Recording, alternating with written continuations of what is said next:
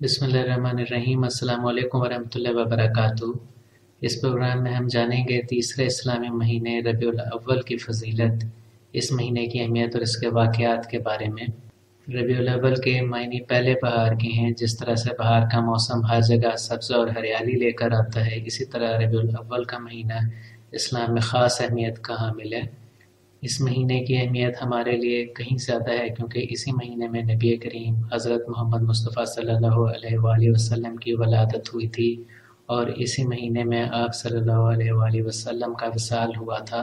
इस महीने में नात ख़्वानी भी की जाती है, जिसमें हिस्सा लेना एक काबिल तारीफ़ अमर है और मुजिब सवाब है।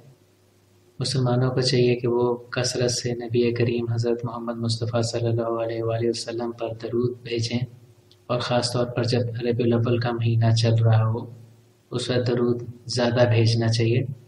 नबी करीम हज़रत मोहम्मद सल्लल्लाहु अलैहि वसल्लम की पैदाइश की खुशी इज्तिमाई तौर पर मनाने को ईद मिलादुन्नबी कहा जाता है। ईद मिलादुन्नबी मनाने का बाकायदा आगाज़ 630 हिजरी में हुआ था।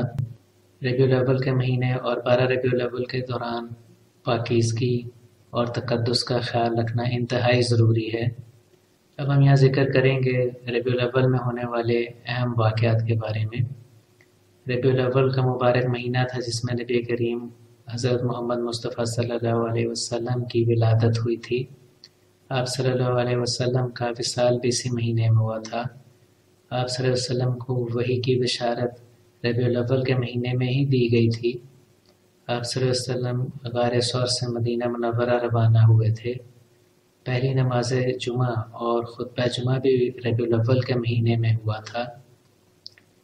रबीउल अव्वल के महीने की एक और काफ़ी अहम बात यह भी थी कि हज़रत हसन रज़ी अल्लाह तआला अन्हु और हज़रत मुआविया रज़ी अल्लाह तआला अन्हु में सुलह हो गई थी। रबीउल अव्वल के मुबारक महीने में ही मस्जिदुल हराम मक्का मुअज़्ज़मा में तामीर की गई थी, इसकी बुनियाद डाली गई थी।